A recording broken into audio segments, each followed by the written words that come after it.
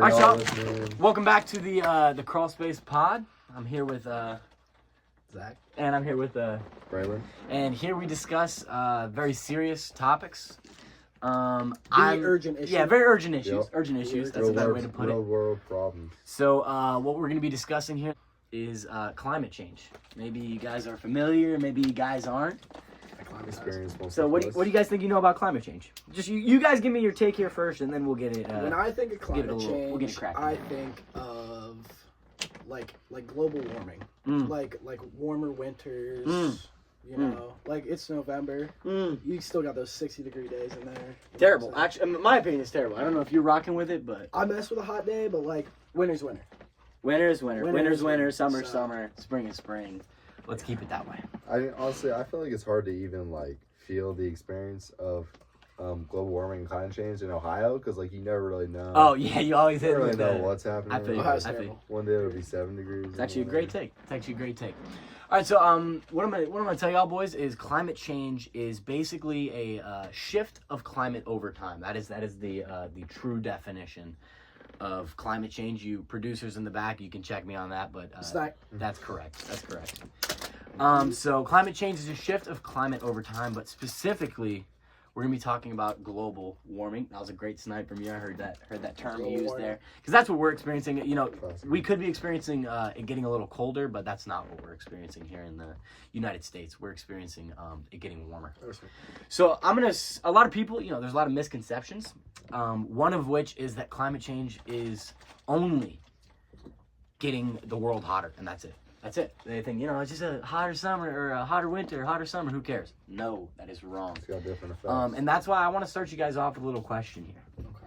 And producers in the back, you guys can give me your little answer on this too. This is a group question here. And that is, how much money was required to, what's the word here? Aid the effects of Hurricane Harvey in Texas. Can we get like a million? Are we saying like 100,000, like 100,000 range? Or? I'm not giving you a range because you guys get a ballpark answer. I'll give you guys it within ballpark. Can you give us millions or billions? billions? Can you give us millions or billions?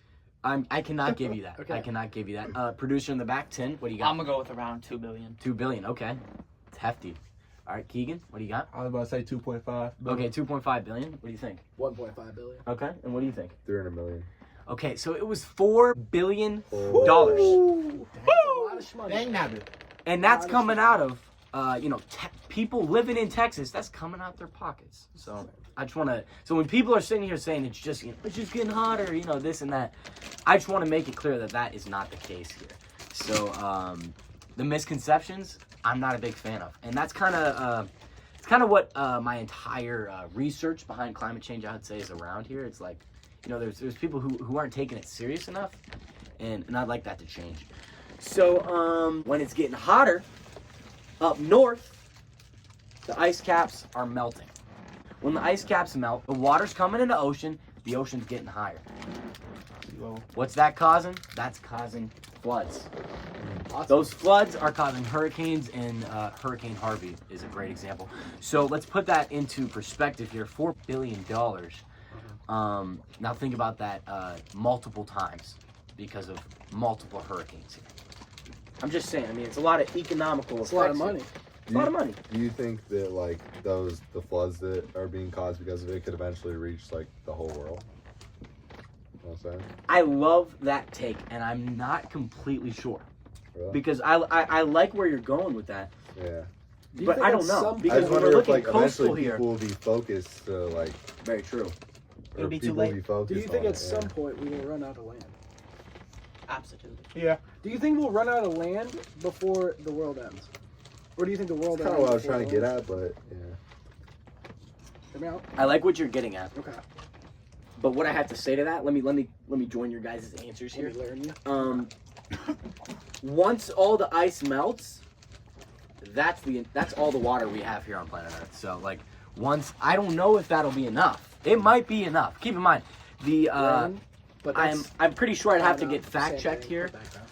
But the oceans went up about 3 inches. 3 inches. So not a 3 lot. inches is, 3 inches. Not a lot. I mean, it's a lot when we're looking at Hurricane Harvey. Okay. But about 3 inches in the past. People want to know why it's getting hotter. So let's just start off with that. Why is it getting hotter? Number one answer, humans. Number one answer. A lot of people like to argue that. They say the sun's doing something. The sun has nothing to do with climate change. You know, the sun exists. The sun's heat exists. But the climate itself is not being affected by the sun. And let me explain to you why. The past, I don't know, it's been, 10,000 years? The Earth's climate has been affected the most in the past 100. Take that. I mean, 10,000 years. The climate's been affected the most in the past 100. In the past 100 years, we've started factories, Right. burning fossil fuels. Let me get that right down that for you guys here a little bit. Fossil fuels. So when we're in factories and we're burning all this, whatever, it doesn't matter. Coal factory, steel factory.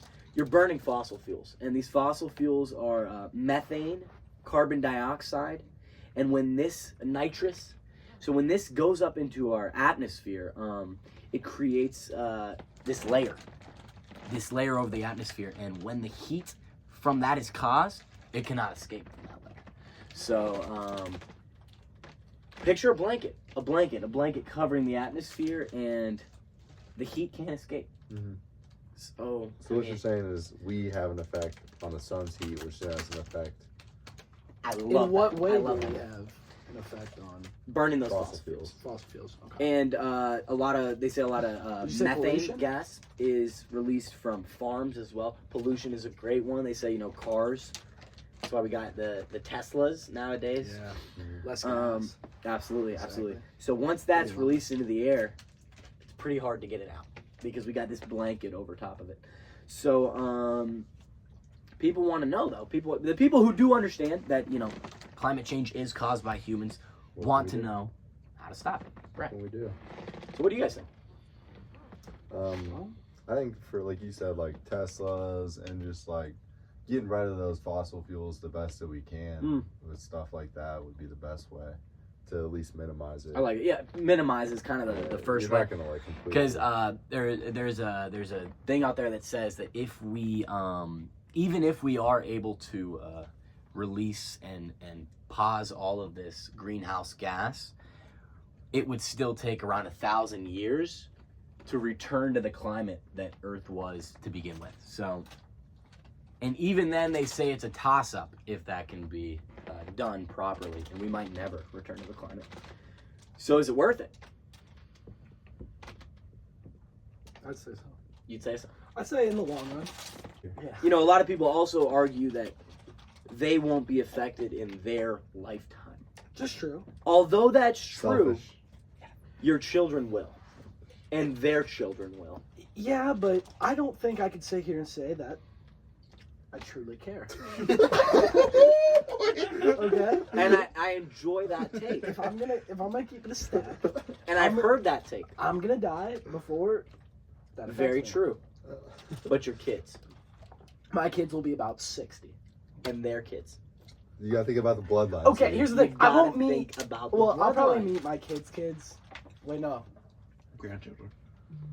I might. Yeah, grandchildren.